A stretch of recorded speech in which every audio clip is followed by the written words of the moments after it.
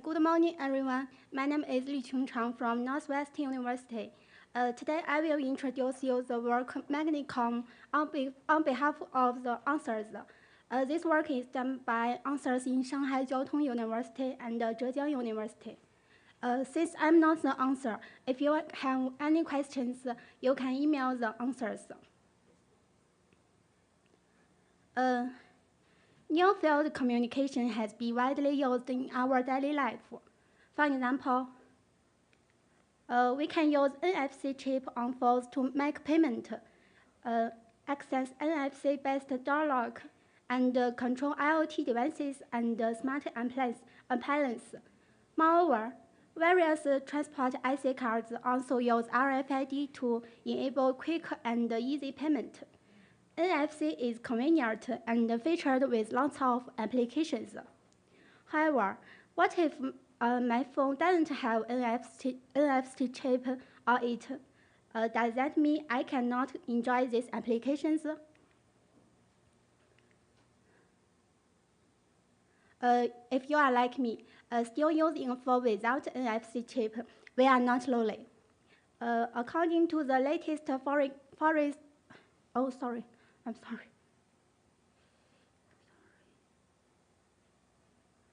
according to the latest forecast from IHS Technology, NFC will be included in 64% of the mobile phones shipped in 2080.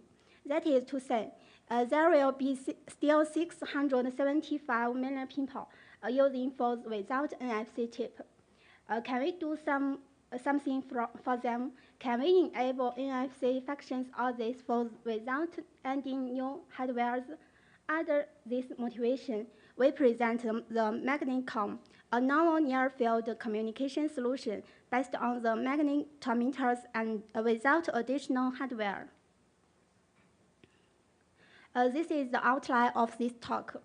Followed by the motivation, I will present the key idea behind MagneComm, challenges and design, two MagneComm prototypes, evaluation, and then conclude this work.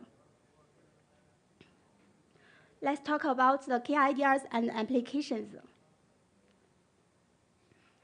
As we all know, the changing electric current produces a changing magnetic field. So working appliances emit the magnetic induction signals. Take a laptop as an example. A laptop has many electric components, and many of these components generate strong magnetic field signals, like CPU, fan, GPU, and etc. As we can see, a CPU generates different magnetic signals depending on its working states, while magnetic signals from a fan is of the form of sine waves. These MI signals are strong enough to be captured by a magnetometer on a phone. This intuitively leads to a question. Can we utilize the magnetic induction signals to enable the side-channel communication between laptop and phone by manipulating the working state of the laptop? Then I present the challenges and design. There are some challenges to enable the side-channel communication using MI signals from CPU. First, how to enable the MI signals. Second, how to handle the interference generated when users are using the laptops. Third, how to enhance the transmission speed. And last, how to implement the full duplex communication. So first, let's start with encoding and decoding. We first show how to control CPU to generate the desired magnetic signals. We see that when the CPU card is working, the magnetic signals magnitude becomes higher. The magnitude is proportional to the number of CPU cards working at the same time. While the CPU card is sleeping, the magnitude of the magnetic signals becomes lower. Based on the above observations, we combine the PWM and PEM to encode data. PWM stands for pulse width modulation. It uses the width of a symbol signal to represent the data bits. For example, when each symbol stands for 2 data bits, we need 4 width values. We can use 40%, 20%, and 80% of CPU core usage duty cycle to represent 0, 1, 0, 0, and 1, 1 respectively.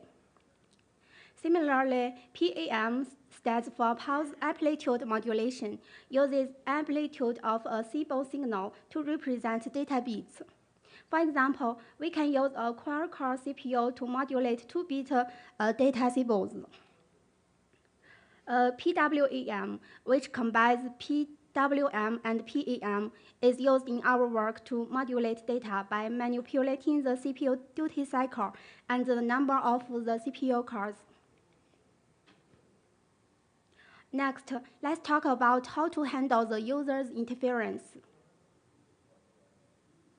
This is the workflow of MagneComm. At the receiver side, once it gets input data, the transmitter segments data into packets and modulates them using PWAM. Then the transmission by controlling CPU usage to generate MI signals. At the receiver side, the magnetometer embedded in the folds are used to capture the magnetic field value. It first detects preamble pattern to identify packets. The preamble is also used to estimate channel state. Then the receiver demodulates the packet and decodes the packet. In the scenario where only the phone has a magnetic sensor, there is no way for the receiver to provide feedback to the sender. In other words, the receiver is not able to ask sender to transmit a corrupted packet. Therefore, we need a mechanism for the sender to know if the transmission is successful. Fortunately, MagneComm serves as a near-field communication method, and our experiments show that the interference majorly comes from either the sender or receiver when they are running some other tasks on other CPU cores. Therefore, the sender can monitor its own CPU usage to know if there is interference and if it needs retransmission. For example, we use the cores 3, 5, and 7 as to transmit data. During the transmission, the sender also monitors the CPU usage in real time. If the other CPU cores have low usage value, it means there is no interference and the packet is transmitted correctly.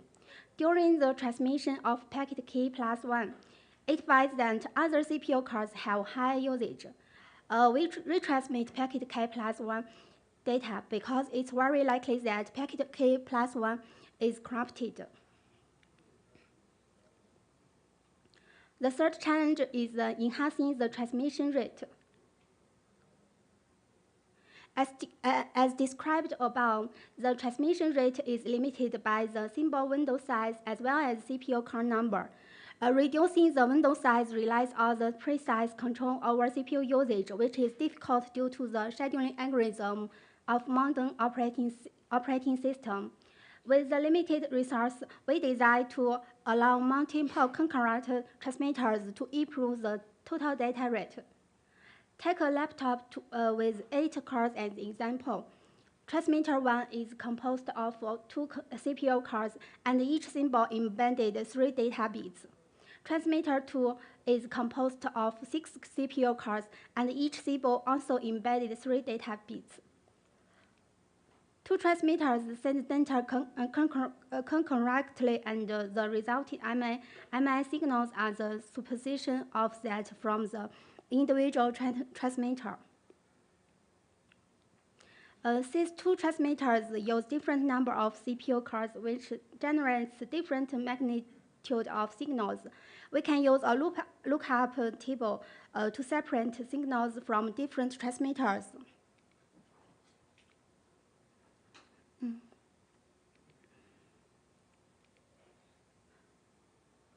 The fourth challenge is that when both nodes have magnetic sensor, for example, two mobile phones are communicating with each other, can we enable the full duplex communication? The key feature to enable full duplex communication is the observed MI signals is the superposition of signals from two nodes. Since the receiver knows what signal it sent, the receiver can cancel out its own MI signals from the received one. Take this figure as an example. The blue curve represents MI signals received by the receiver, and the red curve is the modulated MI signals it sent. By subtracting the red curve from the blue curve, we get the gray curve, which can then demodulated as described above to get data from the sender. Now I introduce the prototypes. We implemented MagneComm to enable communication between laptop and phone as well as between two laptops attached with external magnet sensor.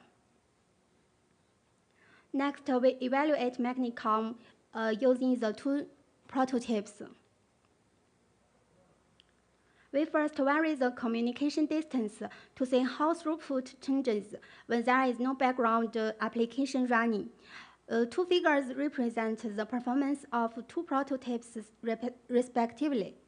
In prototype 1, where a laptop acts as the sender while a phone acts as a receiver, it achieves 12 bps when they are within 3 centimeters.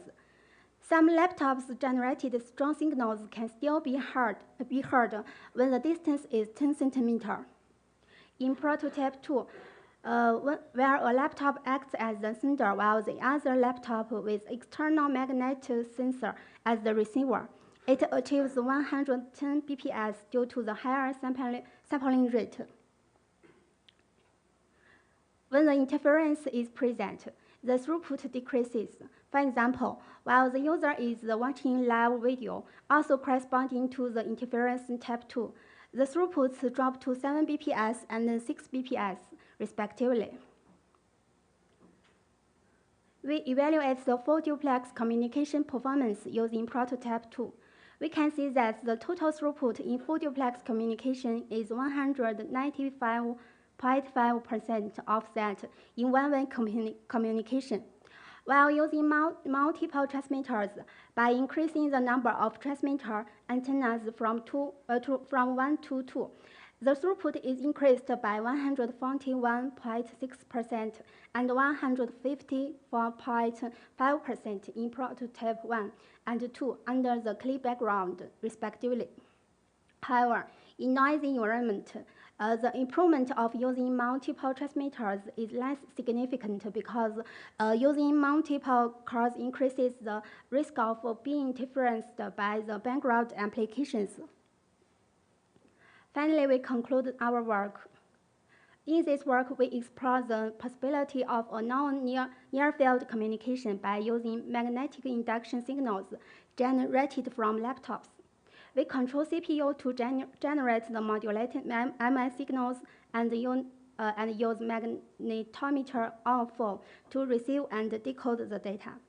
The advantage of MagneComm is that since CPU is essential for laptops while magnetometers are widely available on most phones, we can enable the near-field communication without additional hardware. Even NFC chips is becoming popular, MagneComm can still compensate it by providing additional bandwidth. Thanks for your listening. If you have any questions, you can contact the authors. First, let's thank the speaker.